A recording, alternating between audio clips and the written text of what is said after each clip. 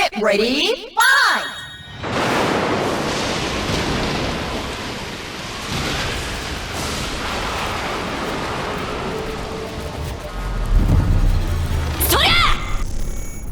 Growing up, there were a few games I played that completely had an influence on my taste today.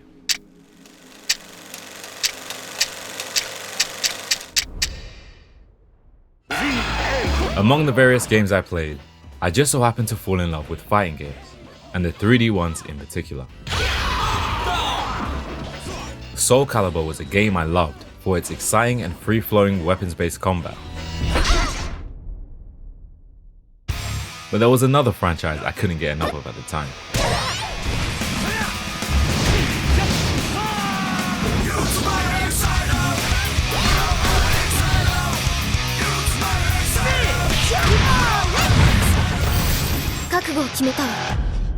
Today I'll take you on a journey through the entire franchise to celebrate the games I loved, and also find why the series didn't reach the levels of popularity some others had.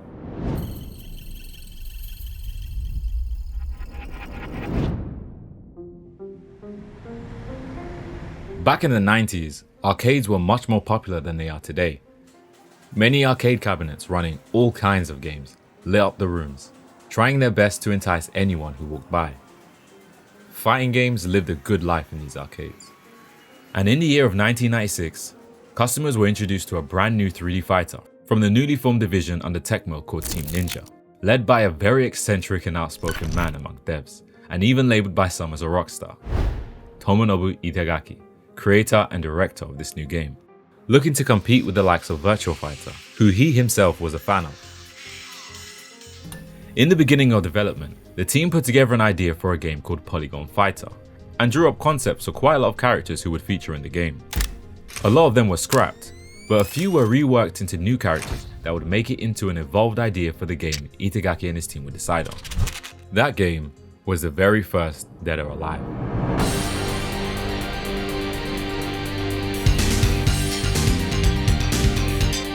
Dead or Alive was introduced as a game revolving around the talented kunoichi Kasumi, who ran away from her responsibilities within the Mugen Tenshin clan in order to pursue Raido, the man who crippled her older brother Hayate, and get her revenge.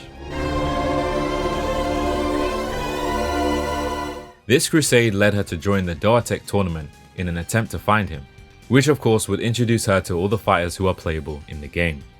The game featured 8 playable characters at the start, those being Kasumi herself, Zack, Bayman, Lei Fang, Genfu, Tina Armstrong, Jan Lee, and Ryu Hayabusa, a guest character from Tecmo's 1988 side-scrolling platformer Ninja Gaiden for the NES. This was also the first time he was depicted in 3D. I didn't get the chance to play this game way back then, so I can't comment on my experience. But looking back, it seems as though the game quickly made a name for itself among players by borrowing many aspects from Virtua Fighter, while adding its own twist to the gameplay.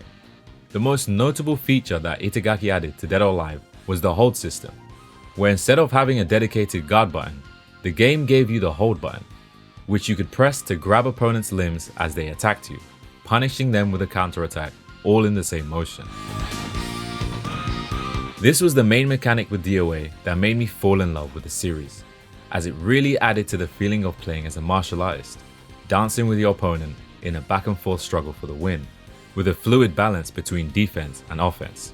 Also, similar to what was seen in games like Virtua Fighter and Soul Blade, Dead or Alive also featured stage hazards, but instead of a ring out that ended the round, Team Ninja also decided to have the area on the outer edges of the ring explode whenever a character fell to the ground. If this explosion KO'd the player, they would be sent flying up into the air, allowing for some pretty funny victory poses.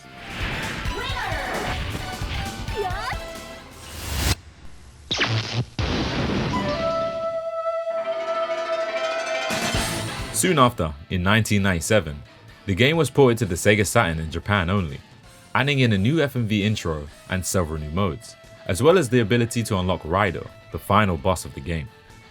This version, however, suffered from a downgrade in graphics and lost the 3D modeled backgrounds from the arcade versions, which was common with arcade ports at the time, with arcade machines boasting the more powerful hardware.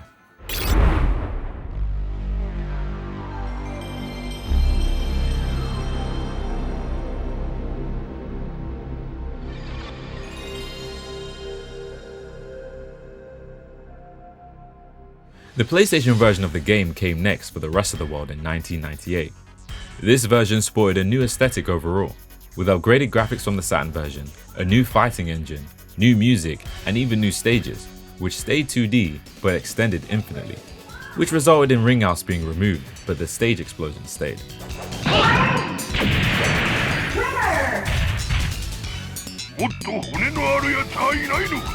Bass, a gigantic wrestler and Tina's dad, was also introduced to this version, along with another unlockable character, Ayane, a mysterious kunoichi with a similar acrobatic fighting style to Kasumi.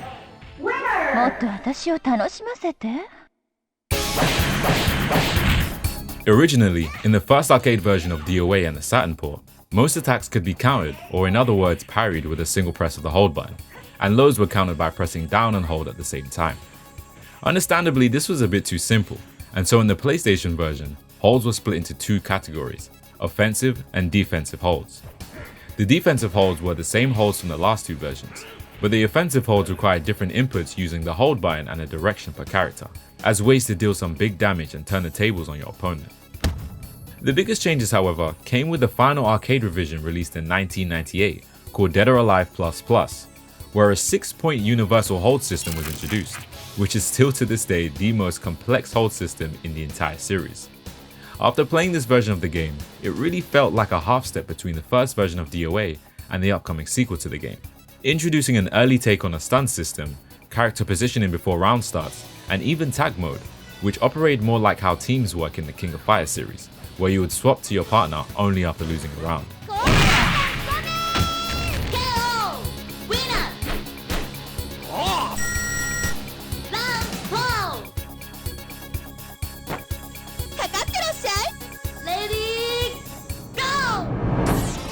I spent hours playing the PS1 version of the game during the making of this video, and it didn't take long for me to tell that this was a very solid debut for a fighting game. Similar to my experience with Soul Blade before, the game really was no joke even on the regular difficulty. So many opponents in the later stages of the tournament were like final bosses. And then there was Raido. Nevertheless, through playing the tournament mode with every character multiple times, I unlocked a whole load of different costumes for the characters in the game, which wasn't common among many fighting games at this time. Just another aspect of DOA that helped it shine among the rest, with its focus on delivering great and provocative visuals on top of its exhilarating gameplay. What's funny to know is, most of the male characters had up to 5 costumes, whereas all the female characters had up to 14 depending on the version. Dead or Alive also impressed with its smooth polygonal graphics at the time, but came under fire for its quote-unquote ridiculous physics when it came to female characters. As we all know, this was certainly not the end of such ideas, as we'd soon see a much larger development of this technology in later games, beginning the divide of opinions on this series' presentation. Despite this, the game was received very well, pulling in a profit of $9.2 million. And selling over 161,000 copies in Japan alone. The game was so much of a success for Tecmo that it managed to save the company from complete bankruptcy, ironically keeping the company alive. Again, although it shared a lot of similarities with Virtua Fighter, it managed to stand on its own with the unique system mechanics Itagaki and his team implemented, which helped lay the groundwork for something special for the next game. And in my opinion, they managed to expand on those ideas in the best way possible going forward.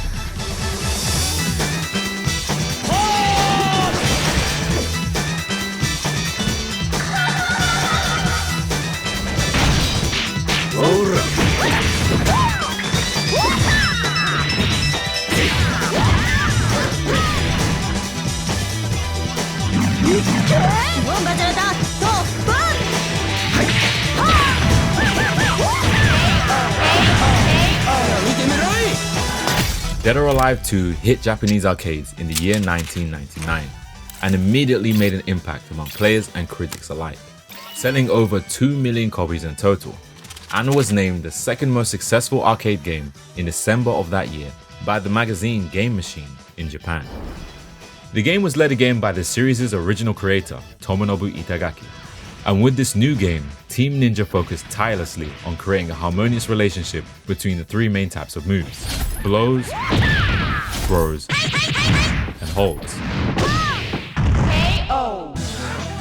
Simply put, blows beat throws, throws beat holds, and holds beat blows. It was a simple concept for new players to understand, with a high skill ceiling for players who wanted to take things further competitively. As well as the addition of 3D movement this time, the game expanded on the stun system introduced in Dead or Alive++, where specific attacks would cause the opponent to stagger for a second or two, leaving them unable to block or perform a blow. In this state, however, the staggered player could still use a hold, giving them the opportunity to turn the tables if they guessed correctly. This again added to the depth of the game in a really fast-paced and exhilarating way, setting DOA 2 apart from other 3D fighters at the time. In the upcoming console ports of the game, the hold system was simplified from having to press a different directional input depending on whether the blow was a punch or a kick, to pressing the hold button and either up back, back, or down back to counter all respective high, middle, and low blows. It was just a year later, in the year 2000, that the game was released for the Sega Dreamcast, a console I hold near and dear to me for the incredible games I got to play on it. This was the version that introduced me to the series for the very first time, and I'll never forget the endless fun I had fighting against my friends and family, getting excited after witnessing each of the insane, over-the-top stage hazards present throughout the game.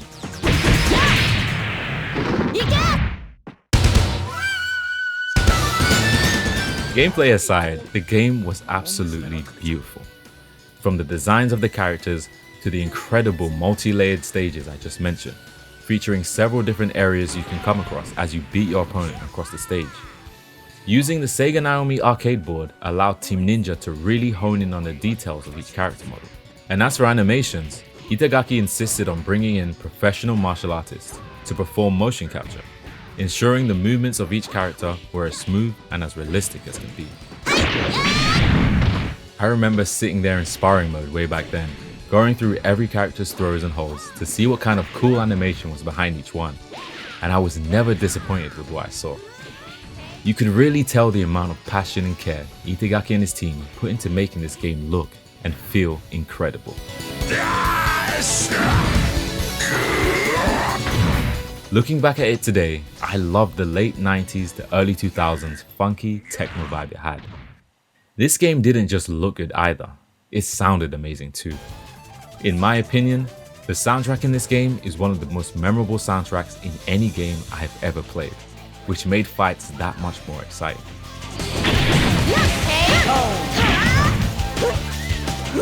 Initially, the game featured 12 characters this time, which included all the characters from the first game, while introducing 4 new characters: Helena, Leon, Ayn, and a secret unlockable character.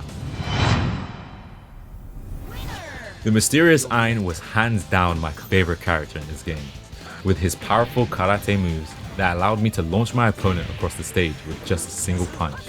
It was incredibly fun for young me at the time. I was such a big fan of Hayabusa too, mainly for this one move.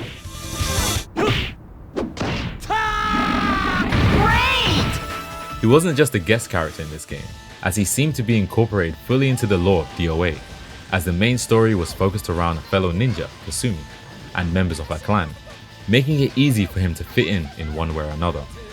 In this game, he was on a quest to destroy the evil Tengu Bankotsubo, the final boss of this game's story, who was also the secret unlockable character.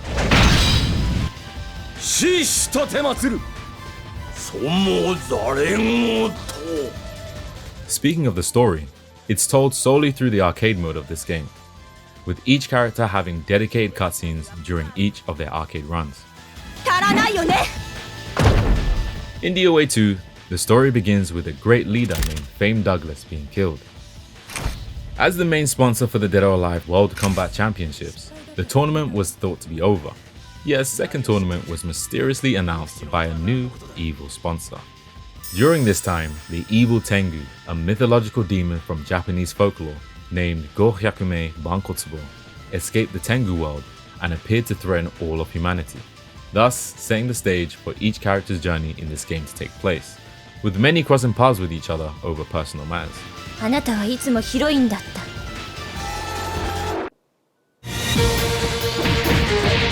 Other than the story mode, the game had survival, time attack, team battle, and tag modes, rivaling Tekken Tag Tournament at the time, which newly released with Sony's brand new console.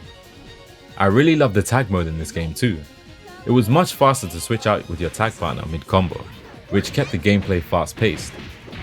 Similarly to how I went through each and every character's moveset to see all the amazing animations they had, I did the same to find each and every unique tag throw animation certain pairings had in the game.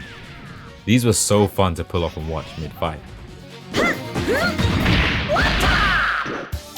A few months after the Dreamcast version, DOA 2 was released on the PlayStation 2 as a launch title in Japan and North America.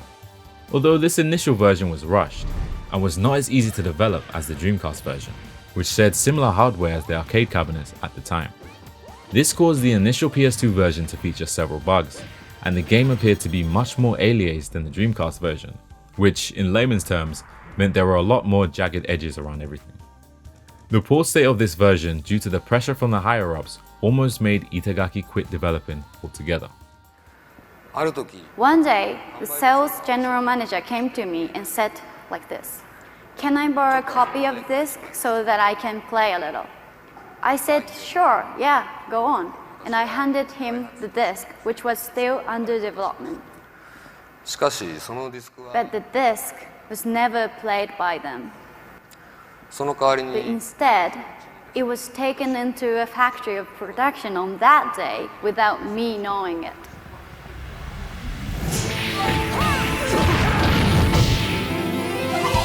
There were several editions of the home releases of DOA 2 that featured all kinds of additional content across them, from new costumes, stages, cutscenes, and secret characters, to even new game modes, and eventually online play for the Japanese Dreamcast version, which came in two different editions, one being the regular release and the other known as the limited edition.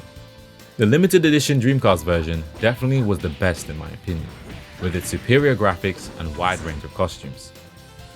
However, I do have a soft spot for my European copy of the PS2 version despite its graphical shortcomings. In other regions, this game was called DOA 2 Hardcore, and was the final version of DOA 2 released after the limited edition Dreamcast version, featuring most of the same things in that game, with its own exclusive additions like having even more costumes and extra cutscenes during story mode, with all of them running at 60 frames per second this time. The 3 exclusive stages in this version were also some of my favorites in DOA 2 in general, especially the dojo.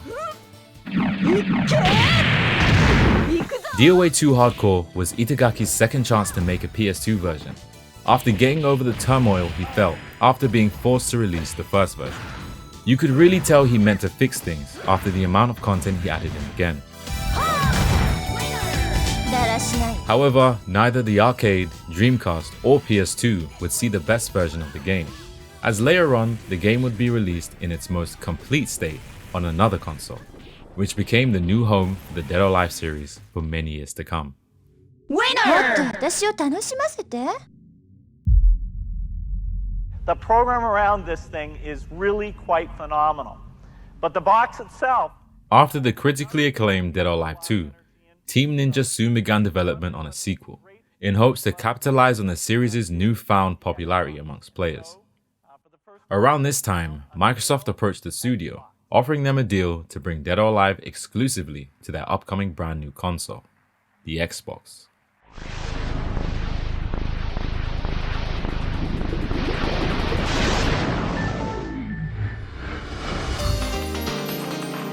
Tomonobu Itagaki saw this as an excellent opportunity, as he always strived to utilize the most powerful hardware available to make the best Dead or Alive games possible. The Xbox was exactly the system for that philosophy. He also stated that it was much easier to develop a game for just one console, and that the Xbox's development environment was as convenient as the Dreamcast's, with the PS2's being the most difficult. This also led to Team Ninja eventually skipping out on an arcade release for the game, to purely focus on the Xbox, which might not have been the best idea in terms of building an audience at the time. In 2001, Dead or Alive 3 was announced in Japan, but was eventually released first in North America to line up with the release of the American Xbox launch. I have very fond memories of playing Dead or Alive 3. I never owned the game or an Xbox myself, but I would always play the game at a family friend's house, where we would usually go head to head in a round robin like setting, since there were usually a lot of us around whenever I was over there. It was so cool seeing the updated graphics and costumes of characters from my Dreamcast version of DOA 2, as well as the brand new, more expansive stages introduced in DOA 3 that the Xbox made possible. Dead or Alive 3 introduced 4 new playable characters, with most of the characters from DOA 2 returning, except for the secret unlockable character Tengu. These new characters were Christy, Brad Wong, Hitomi, and Hayate, who was revealed to be Ain's real identity at the end of his arcade mode run in DOA 2. This meant his moveset was changed completely to accommodate for the fact that he was a ninja of the Mugen Tenshin clan. Luckily, Ain was an unlockable character, and the only one at that for this game, but a lot of Ain's moves were given to Hitomi, as they shared a common karate background.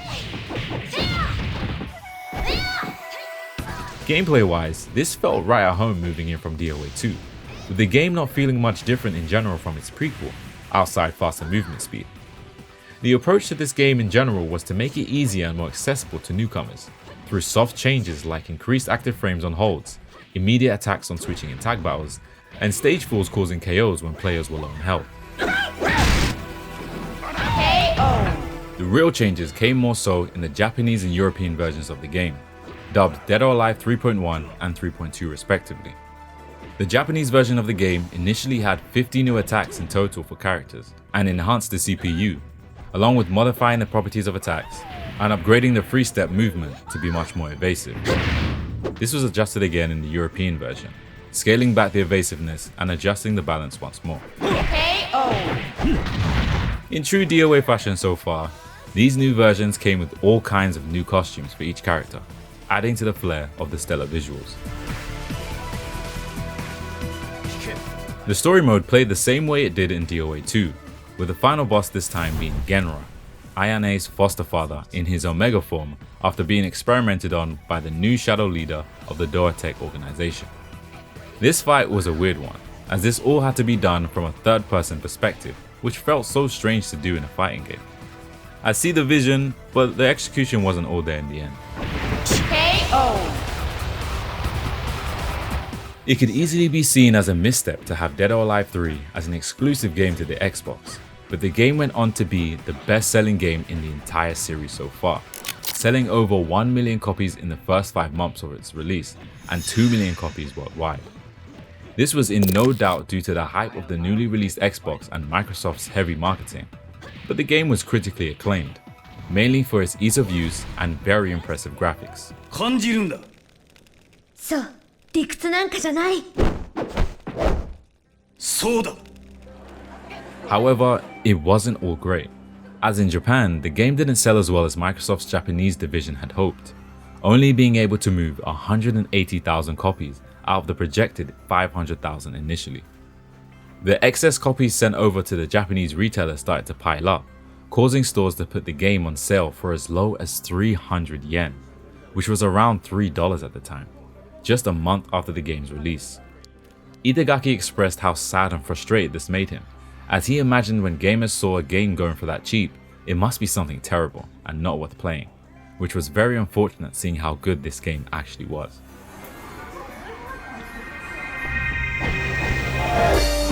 Even playing this game now, in 2024, was still plenty of fun, and holds up as an expansion of what DOA 2 started for the series. It didn't end here, however, as not long after, Team Ninja one-upped this game with a particular remaster that is considered by many as the best game in the entire series. 2004 was a great year, as it brought the remastered versions of the original DOA and DOA 2 to the Xbox. Having access to the original DOA game again was great, but the main attractions to this collection was the brand new version of Dead or Alive 2, dubbed the most complete version of the game by Itagaki himself.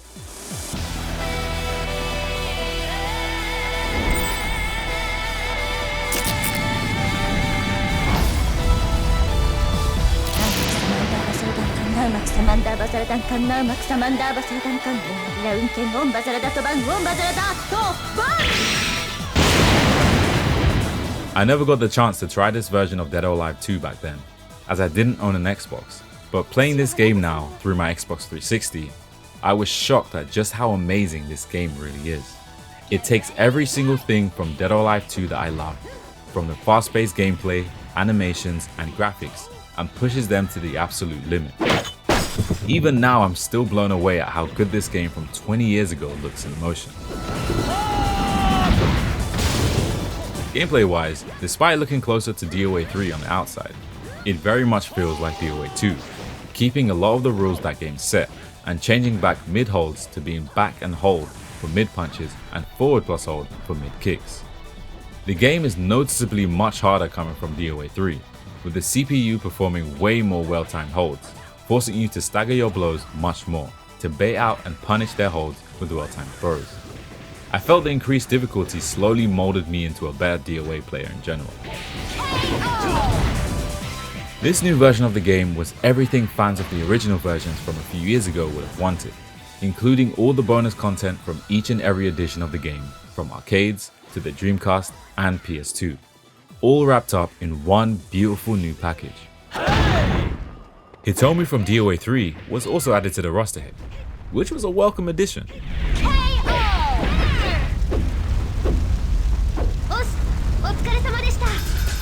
I would love to keep playing this version online, if there was some rollback reverse engineered into it, or even a remaster of this game on current consoles. But for now, I'm still having fun playing the Dreamcast version of Dead or Alive 2 on FightKit. Now at its core, Xbox 360 is a great game console. And Itagaki-san and Tecmo have always been at the forefront of delivering what a platform can deliver and what great games can achieve. Ladies and gentlemen, Dead or Alive 4 exclusively on Xbox 360. In 2005, Microsoft unveiled their brand new console, the Xbox 360. And with the partnership still intact between Team Ninja and Microsoft, Dead or Alive 4 would become the first ever exclusive fighting game released on the console, and the first fighting game for the new generation. It was released a month after the console's release in Japan, and later on in 2006 for the rest of the world. Again, as we've seen with DOA games up until this point, the game was beautiful and vibrant, utilizing the power of the Xbox 360 to become the first ever fighting game to support 16:9 HD display, alongside having even more dynamic and expansive stages, introducing moving stage hazards this time, and the ability to leap over obstacles mid-fight. I had a lot of fun playing this one, as I felt it perfectly grasped the blend of high-octane action from DOA 3 and the level of difficulty when it came to the triangle system from DOA 2. The game also introduced the bounce system, where you could use certain moves to literally bounce your opponent off the ground to continue juggling them. Juggle combos did exist in previous games, but here it became much more of a useful thing to pull off in a match, as you could dish out a lot of damage. Lastly, interactions with opponents on the ground were also reworked here. In DOA 4, skilled players could make it hard for you to get up from the ground due to the series of attacks they could land on you if you didn't immediately wake up if you had the chance. Also, coupled with the shorter active window for holds and the introduction of unholdable moves, this made DOA 4 arguably one of the hardest games in the franchise to play, with some players also stating it was very unbalanced for competitive play. Even against the CPU, I had a hard time, especially against Alpha 152, the game's final boss.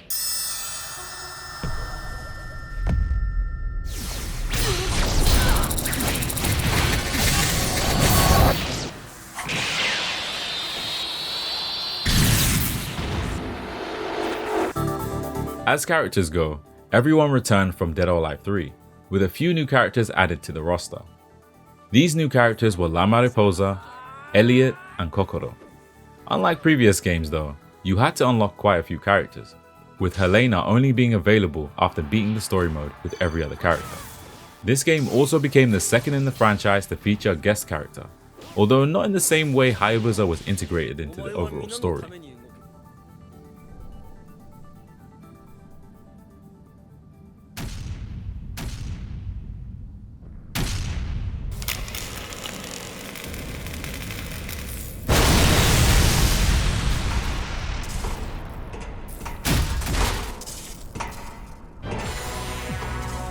Leave now.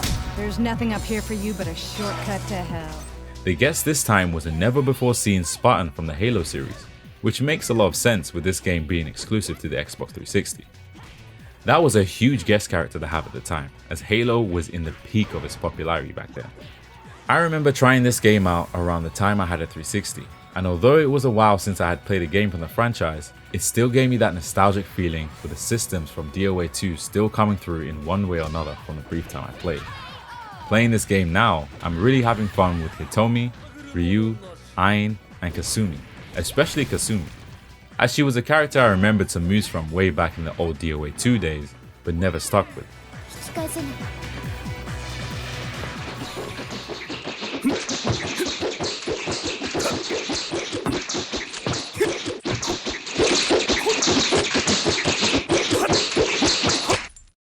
Yo, 見事。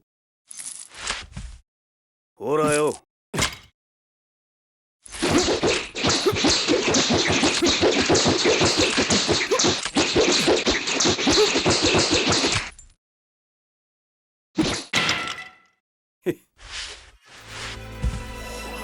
When it comes to story, it's hard to really describe where each character stands in it, as you're either fighting to take down DOA tech with your fellow ninjas, or fighting over a juicy looking cabbage you found at a market.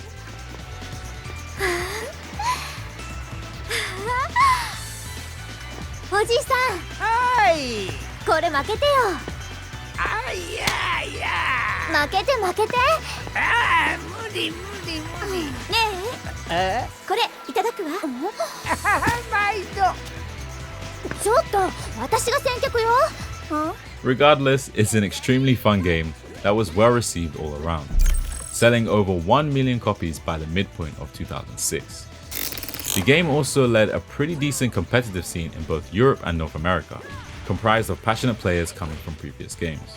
It became the first ever DOA to be featured on the main stage at EVO, the current biggest fighting game tournament in the world, and seemed to have garnered a lot of hype at the time, even showing up on DirecTV's tournament, the Championship Gaming Series, which was broadcasted live on TV.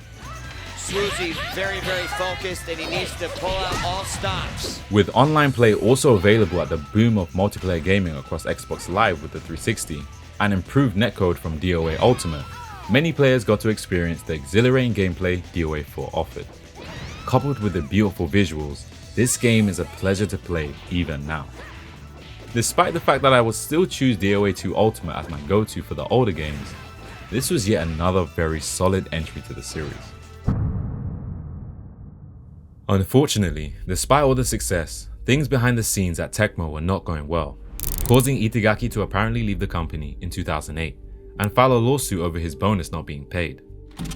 In 2010, the lawsuit between Itagaki and Tecmo was settled, but Itagaki mentioned in a statement that the dispute was over compensation for his dismissal, meaning he was actually fired back then in 2008 before he could even leave. It's unclear who the real problem at Tecmo was during Itagaki's entire career at the company, but there were allegations on both sides. This seemed to be the point where things started to change a lot more for the series, in both the general public and with a lot of long-time DOA fans. However, the reasons for this may not be as clear as it may seem.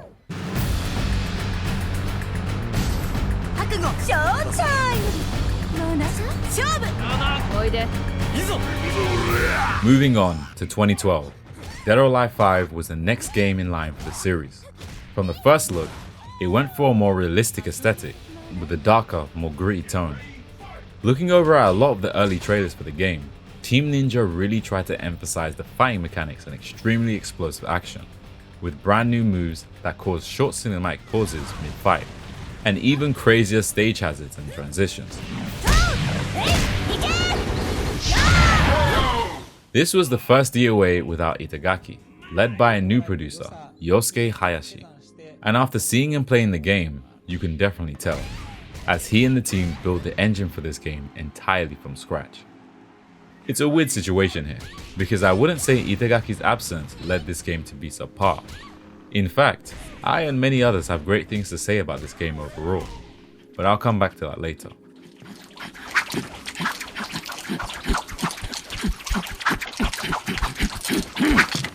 You. ほらよ。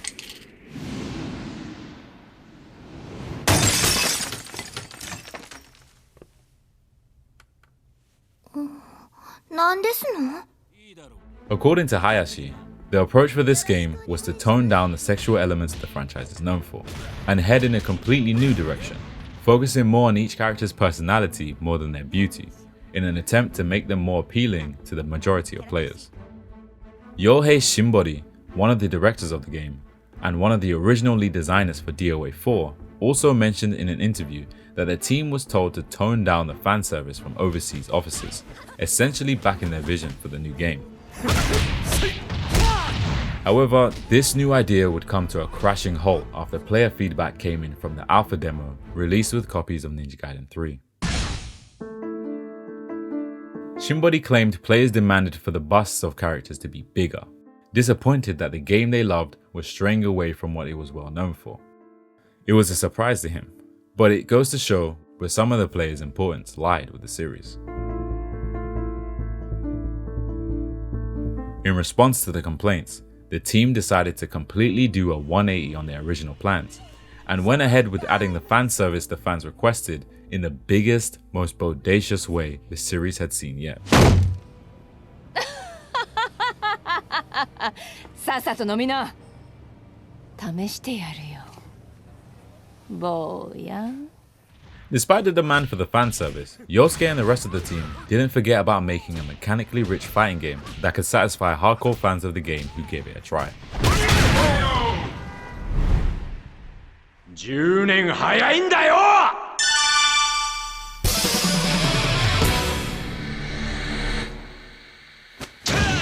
Yep, that's Akira from Virtua Fighter. In a crazy turn of events, DOA 5 featured several characters from that franchise, those being Akira Yuki, Pai-chan, and Sarah Bryant. This was a really big thing for DOA, seeing as Itagaki and probably most of the team were major fans of the series, and DOA was initially designed in very similar ways to Virtua Fighter 2 back in 1996. As cool as it was, I'm not too sure of the impact this collaboration made, as by this time, these two series were already settled as very niche fighting games, with Sega only releasing new iterations of VF5 every so often for many years now. Mind you, Virtua Fighter 5 originally released in 2006.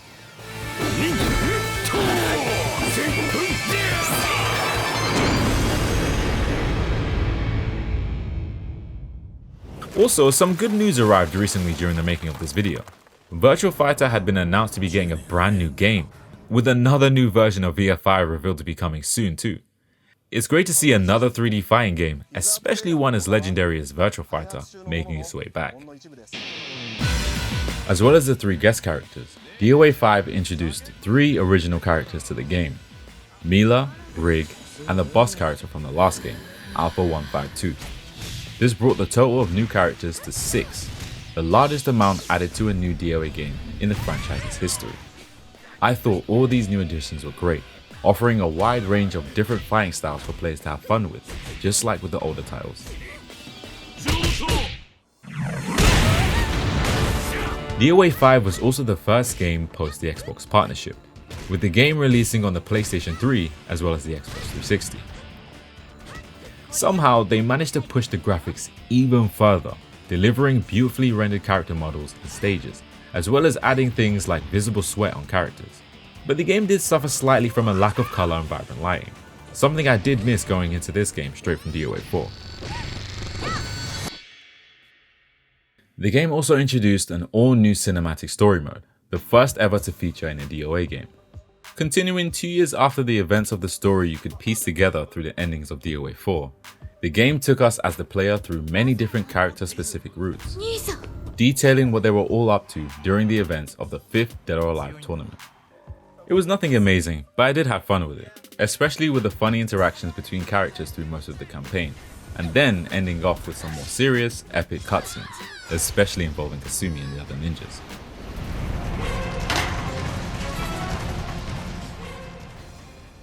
In terms of the gameplay, DOA 5 introduced a few new interesting mechanics to shake up the gameplay from previous titles, with a very big focus on cinematics during fights to make for a more dynamic viewing experience. To start off, Power Blow was a new mechanic that exemplified the emphasis on the visuals, with the attack initiating a cool cinematic that ends with blowing your opponent away if you landed the attack with less than 50% health. Blowing your opponent across the stage was also a little different this time, as characters could now hang onto ledges instead of being completely thrown off, allowing them to avoid further damage if they anticipate how their opponent decides to throw them off. The critical hit system was also revamped here.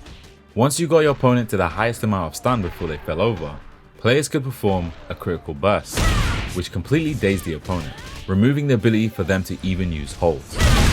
This new state made it a lot more dangerous for defending players who didn't quickly make good reads on their opponent's mix-ups often, whether through holds or just blocking correctly initially. This was a cool idea that added another layer to your options during combat. The game featured the usual game mode seen in every other game, with an improved online mode from DOA 4, albeit still not that great since it uses a delay-based netcode. As players would soon find out, this would just be the first version of DOA 5, as Koei Tecmo released several versions of the game as time went on. The first new version was more like a port than anything, with it being a version of DOA 5 for the PlayStation Vita, Sony's brand new successor to the PSP. I've put a few hours into playing this version, and I have to say, I was really impressed. The graphics had been toned down to play on the weaker hardware, but the look and feel of the game was still very present in this smaller package. It offered everything the original game on home consoles had, but also added a first-person fighting mode, where you could use the touchscreen to attack your opponent through taps and swipes instead of button presses, while also being able to take screenshots. I wonder what that was for. Moving on to 2013, an updated version of the game arrived on both the PS3 and Xbox 360 as an expansion, named Dead or Alive 5 Ultimate. Co-director Yohei Shimbori claimed that this version of the game was a reflection of all the feedback given to Team Ninja from fans all around the world. He stood true to his word, as DOA 5 Ultimate featured a massive host of changes from the original game, such as reworking the online netcode, a complete character balance overhaul, a brand new fighting mechanic called Power Launcher, training modes from DOA Plus, a completely reworked tag mode to allow for more competitive play and 2v2 online fights, a jukebox mode where you could play music from older games, and more than double the amount of costumes from the original game, with a lot of the DLC costumes being ones you can simply unlock through playing the game. Over the course of the game's lifespan, many characters were added too, starting off with several new or redesigned playable characters, as well as a couple returning ones. These characters were Nyotengu, Phase 4, Marie Rose, Leon, and Ain. Joining Hayabusa, two more Ninja Gaiden characters were introduced also, Momiji and Rachel, and to top it all off, another Virtual Fighter guest was added, Jackie Bryan, Sarah's older brother, who you may have seen before on social media.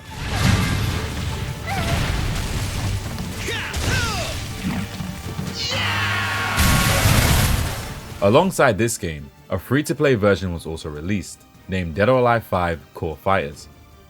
Oddly enough, this was only released on the PlayStation Store at the time. This was a stripped-down version of the game with only 4 playable characters, but players were free to play most of the modes available in the full version as much as they liked, and were given the opportunity to buy specific characters they wanted to play as well as the option to buy the story modes separately. It was a better deal to buy the entire game, but the option was there to save money at least, and it was a good way to allow people to try out DOA if they had never played it before. Speaking of money, although this game brought along a wealth of content, it did initiate the ongoing issue of Koei Tecmo's excessive use of microtransactions. You're not forced to buy any of it, and it is purely cosmetic, but it got quite expensive very quickly. Finally, in 2015, the last version of Dead or Alive 5, appropriately named The Last Round, was released. This version of the game released on PC and crossed over into the next generation, arriving on the PlayStation 4 and Xbox One, as well as returning to the PS3 and 360. The next gen and PC versions came with various graphical updates and a boost to resolution, now running at 1080p 60 frames per second. Team Ninja also added the Soft Engine, which was designed to bring an even softer look to the characters' bodies. Yeah, seriously. Like with all new versions of DOA games, this version again came with a few new characters over the course of its lifespan. Honoka was a brand new DOA character, who wielded a mysterious power, on top of being able to use a lot of moves from other characters in the game. Raido, presumed to be killed in the first Dead or Alive game, returned here as a revived cyborg, obsessed with fighting and stealing techniques.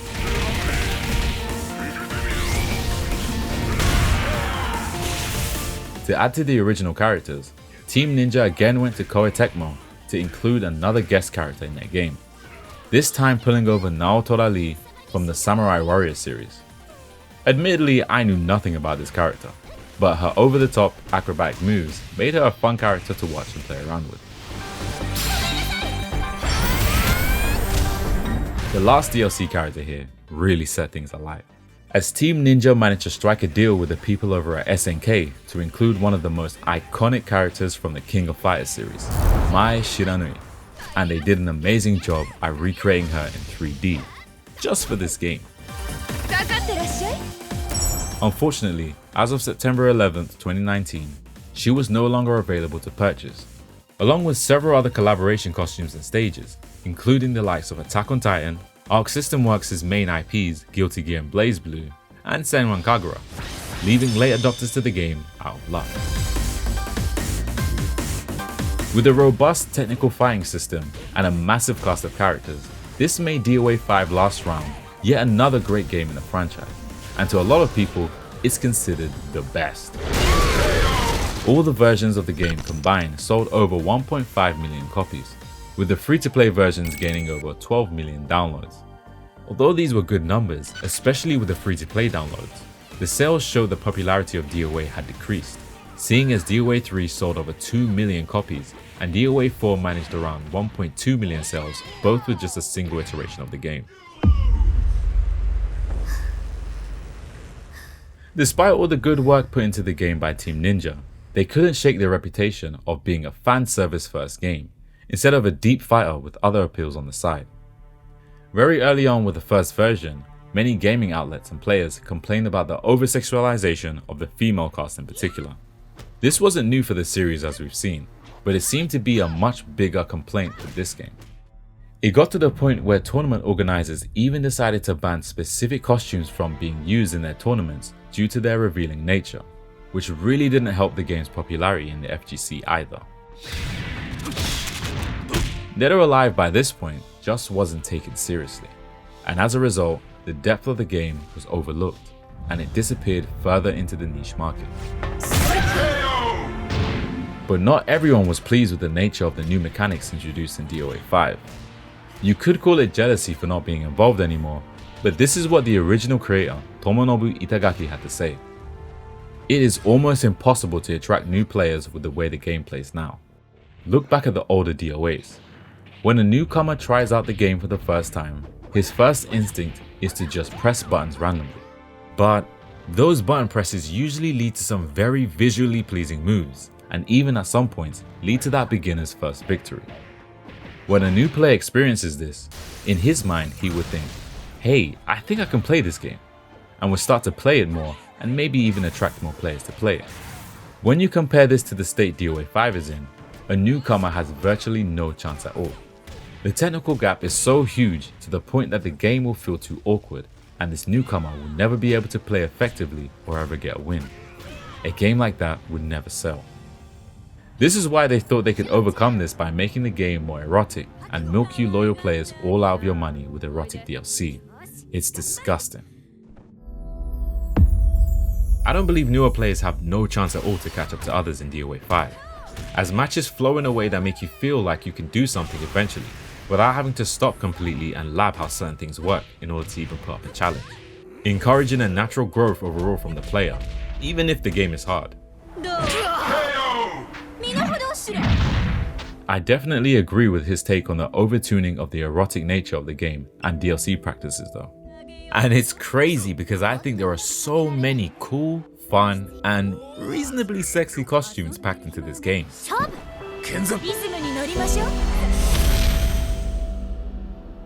Itagaki himself made steps to regulate the erotic nature of DOA, leading him to create a completely different series of games under the franchise, inadvertently dividing the fanbase, or possibly creating a new one altogether.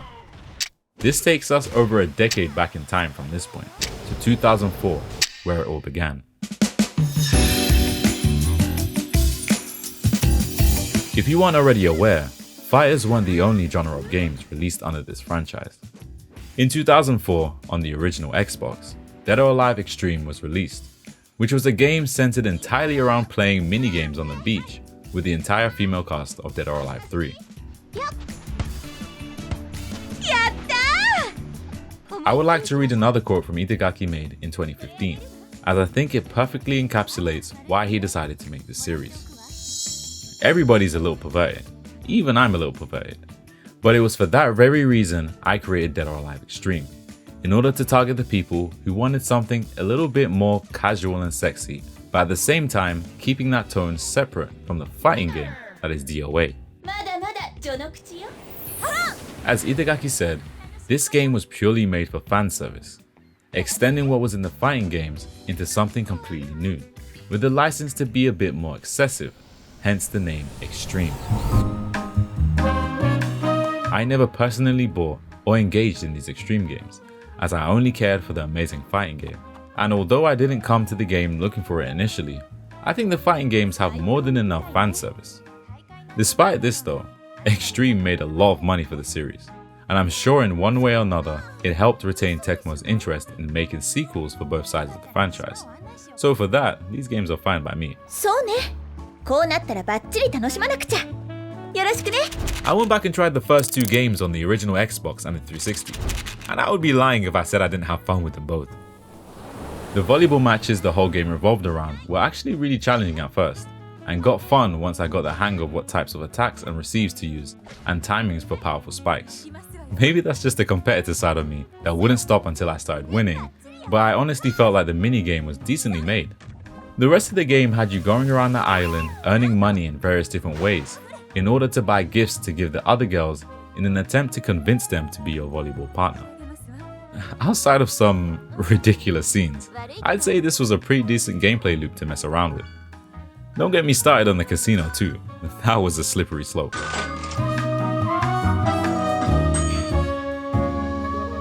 To compare, I tried out the trial version of Extreme 3 on the Nintendo Switch, which for the most part was an upgrade from everything in the original, with some new minigames thrown in there that really lent into the fan servicey concept of the game.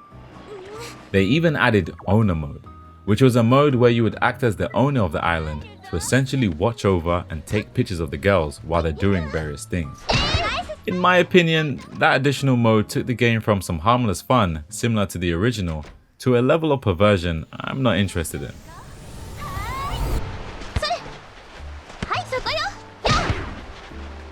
The volleyball game was still as fun as always though, but apparently Extreme 3 left out the jet ski minigame that people were fans of from the second game on the Xbox 360, which was a shame.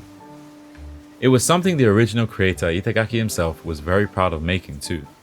But of course, with his departure of the company after DOA 4, a new team took over both the fighting games and the Extreme series, and this game was another example on how quickly things can change after a lead producer of the series leaves.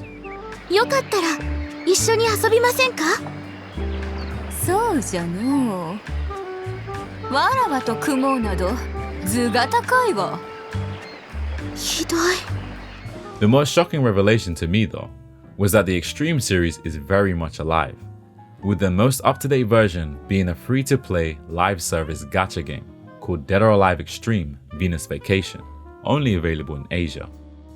You can find up to 3,000 people playing this game on any given day on PC, light years ahead of the amount of people playing Dead or Alive 5 online, and probably every other DOA game combined. During the making of this video, a new Venus Vacation game was also announced, called Venus Vacation Prism, again only to be released in Japan and the rest of Asia. These games created an entirely new fandom for the Dead or Alive franchise, and where some players adopted both the fighting game and this one together, a lot of players sat on either side of the fence.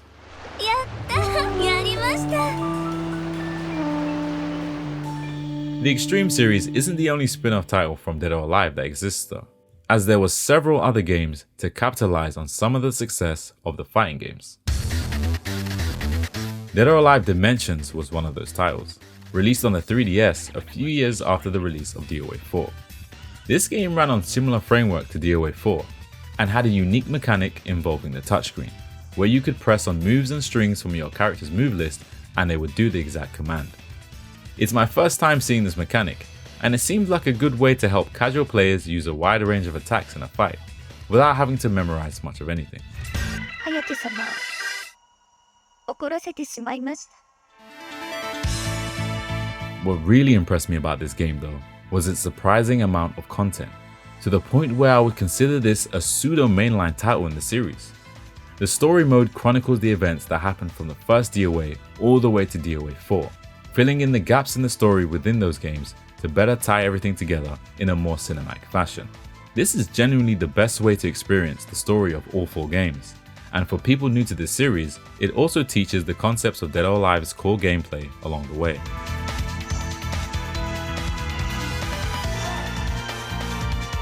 On top of the story mode, it featured all the modes seen in other mainline DOA games, with a unique twist to the tag mode, having your tag partner controlled by AI instead, where you could choose to tag yourself in or react to timely button prompts to perform your tag throws. It even featured online battles, although I'm not too sure how the netcode would have held up. Regardless, this is a must play for anyone who casually wanted to get into DOA through the story, and for current fans who want to see some of their favorite characters from the series get even more shine.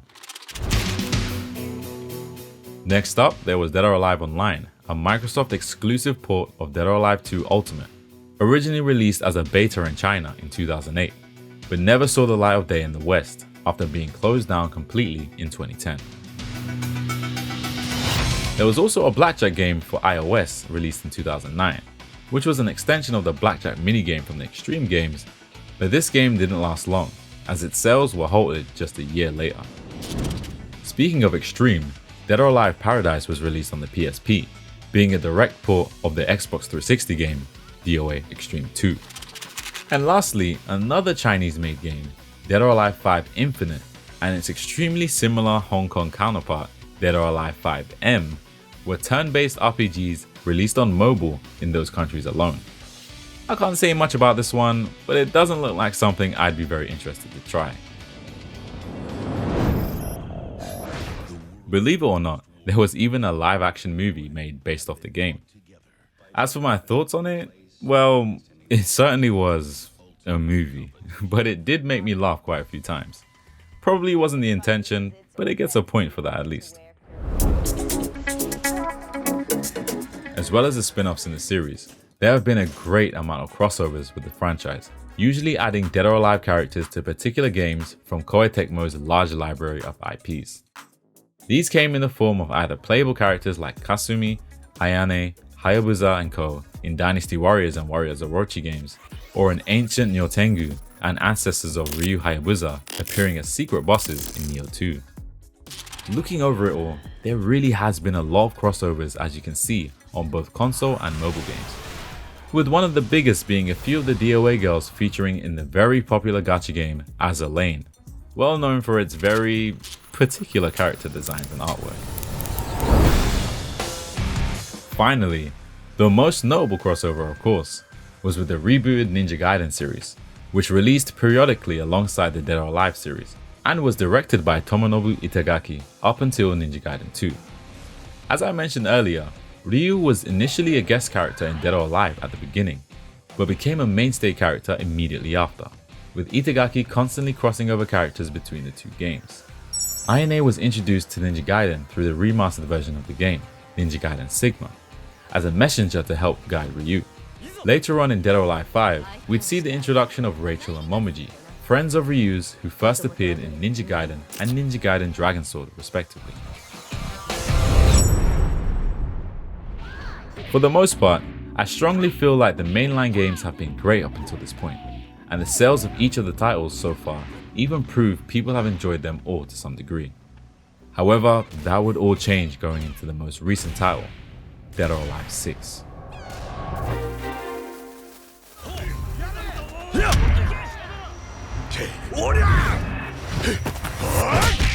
In 2019, Team Ninja released their brand new entry to the franchise, this time in hopes to branch out to new audiences. The new director and producer of the game at the time, Yohei Shimbori, claimed the concept of the game this time was intense fighting entertainment, which on the outside seemed to be the case, with the toned down fan service of the female character designs immediately shown through the poster girl of the game, Kasumi. At this point in time, I remember being so excited to see another DOA game that had a chance to blow up amongst the soft resurgence of fighting games at the time, especially with Tekken 7 doing extremely well, shining a spotlight on 3D fighting games.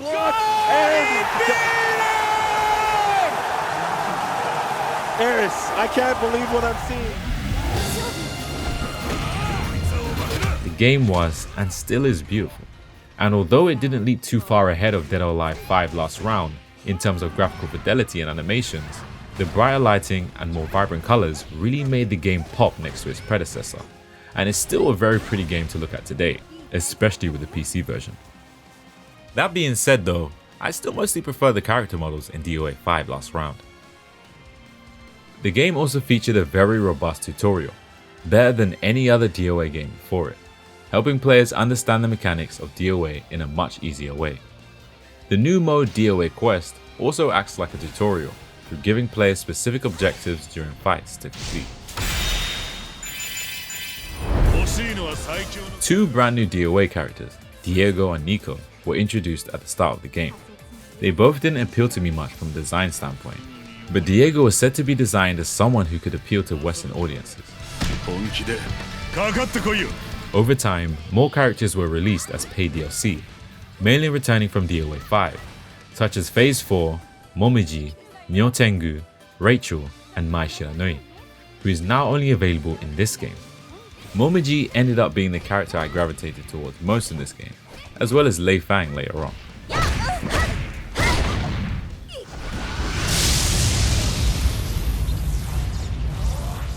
This time, Team Ninja struck another deal with SNK, and brought another friend to accompany Mai, that being Cooler Diamond, another popular character from the KOF series.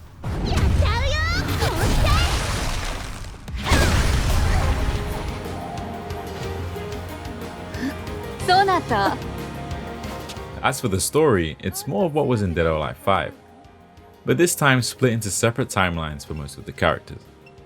It's not much of a big deal, but I did prefer the way things were structured in the last game more. As for the storyline itself, it was the same structure from the last, very silly with a bunch of fun, ridiculous interactions between characters, and then ending off with a bigger, more serious fight. The other downside to this game's story mode was its final boss, Raido, which wasn't interesting outside of him making the screen go black and reappearing anywhere on the stage. The story also ended so abruptly, leaving so many questions unanswered.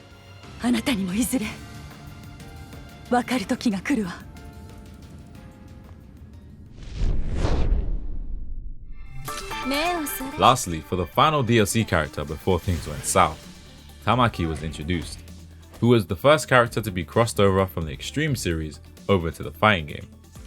Recently I've been trying to play her, but she really never stuck the landing with me, especially in a game where there's such a variety of crazy, unique fighting styles.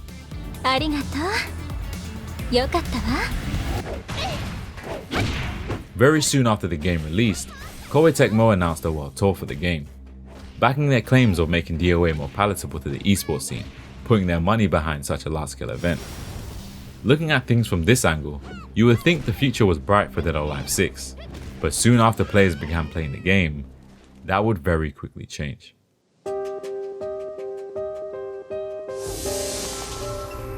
After starting up the game, it was clear to see that the game didn't have the largest of budgets for development, having even less characters than DOA 5 at launch. When it comes to the gameplay, the game was immediately met by criticism from long-term fans of the series, due to the introduction of a meter system and what that ended up entailing. The two major issues I feel the new mechanics brought were the break hold system and the meter burn step dodge attack. The first was a move that let you hold any and all holdable moves by just tapping back on R1. This completely took out the strategy behind analyzing your opponent's habits and making the right call to turn the tide of the fight, which was present in every single DOA game up until this point. I didn't like this specifically for that reason, as it made interactions a lot more shallow. The second was the step dodge attack you could spend one bar of meter to use. making your character slip past any of your opponent's attacks and hitting them with a counter that sent them flying. Yet another mechanic that let players completely ignore any pressure enforced by the opponent, again dumbing down the interactions between two players. I believe their goal for accessibility should be to introduce mechanics that help players get started, and encourage them to learn more about the game to optimize their play. But in DOA 6, these new mechanics they introduced actively stop players from having to learn more about the game, making it a more shallow title compared to its predecessors.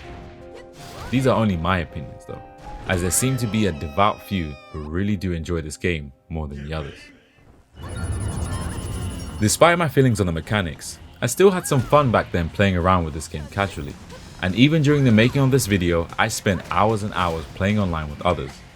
It's not as deep as previous titles, and dropped out cool features like cliffhangers from DOA 5, but the look and feel of the game still offers some level of satisfaction despite the shortcomings.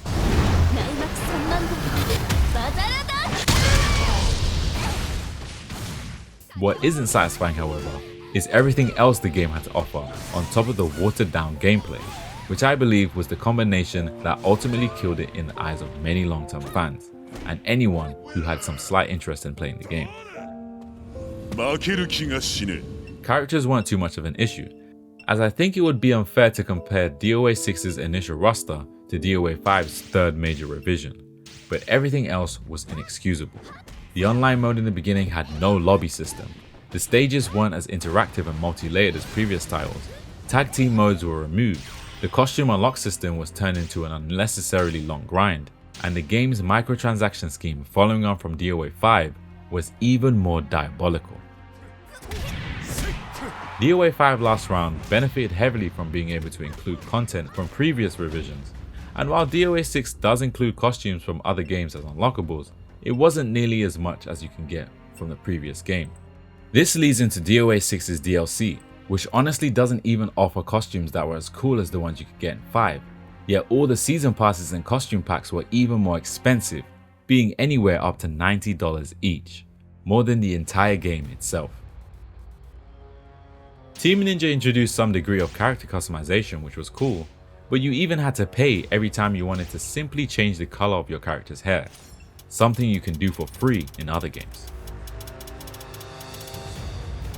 I think it goes without saying that price-wise this was all a big issue, but you were still able to buy costumes singularly for the character you liked most and not have to buy into the egregious packs.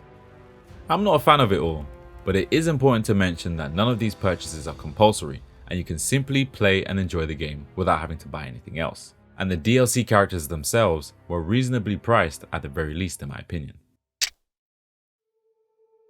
Lastly, the big topic of discussion for this game at the time was of course the fan service, and lack thereof for some people.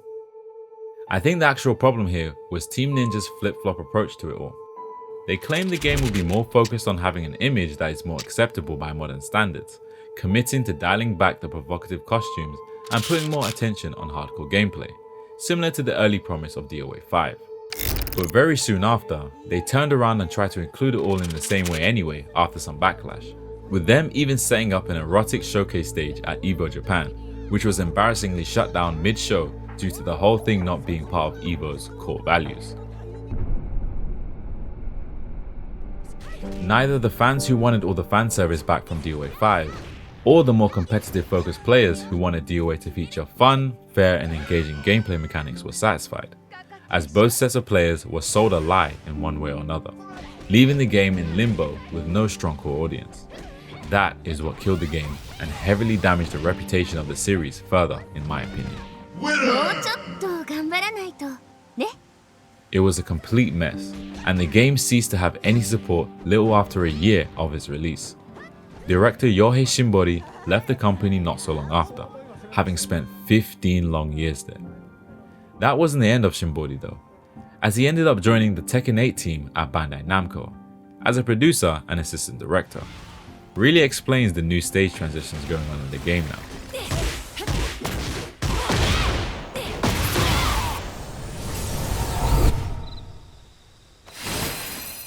Koei Tecmo did not release the sales figures for the game, but it's safe to say it was a failure. The first in the entire series sales wise, and it's no surprise to see why.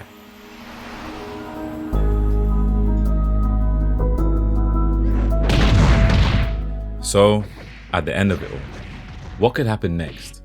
How could Dead or Alive come back with a large impact, like it once did with its earlier titles? It's hard to say exactly what could change Koei Tecmo's fortunes with the series, but one thing that should be heavily considered is the marketability of the game. Katsuhiro Harada, the lead director of Tekken, made a very insightful tweet about the nature of what makes fighting games successful, and he mentioned the fact that things like having great mechanics within the game don't help as much nowadays in the console market, which seems to be very true, seeing as so many games as well as DOA have had such well-made entries but still fell short in the long run. You'll enjoy this, trust me. To start off, I don't think the series needs to completely rid itself of its fan service to make everyone happy, as I really don't think that would work anyway. What I do think needs to be tweaked, however, is the degree of fan service and how it's implemented in the game. You can see a better balance of gameplay and fan service in DOA 1 to 4, and in many other fighting games. This place shall be your grave! The extreme fan service should be reserved for the extreme games, in my opinion, as that really is the whole purpose of those games anyway. Koei have the audience already as long as they keep making the extreme games, and they shouldn't worry too much about them not crossing into the fighting games after a few changes, as clearly most of them don't play anyway.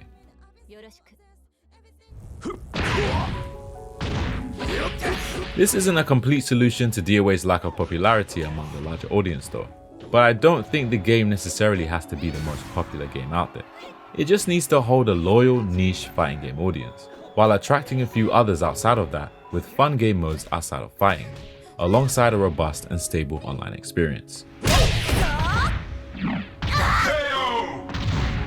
This may be a major stretch, but I think adding in a side story mode that played similar to Ninja Gaiden would be a nice pull to players who are outside the DOA fanbase.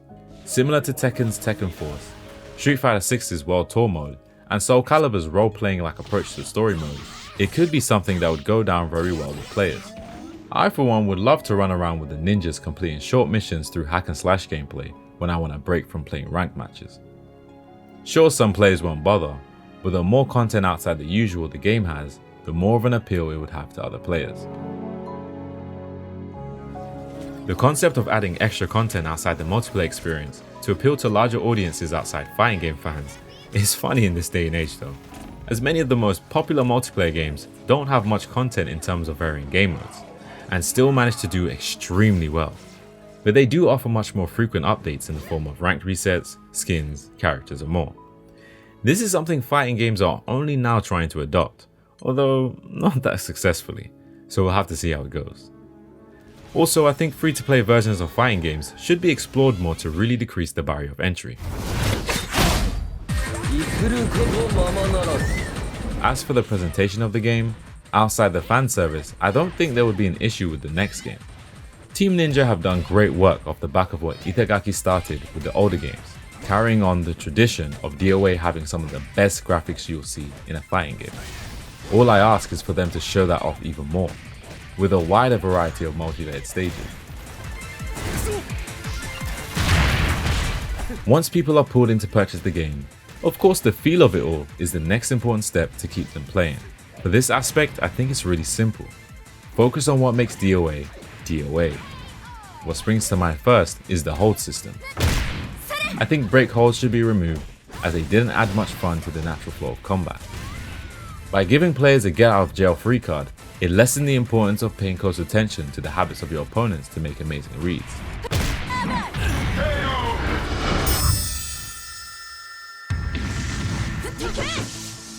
These are just my ideas for new things that could be added, and I'd be more than happy with the removal of meter mechanics completely too.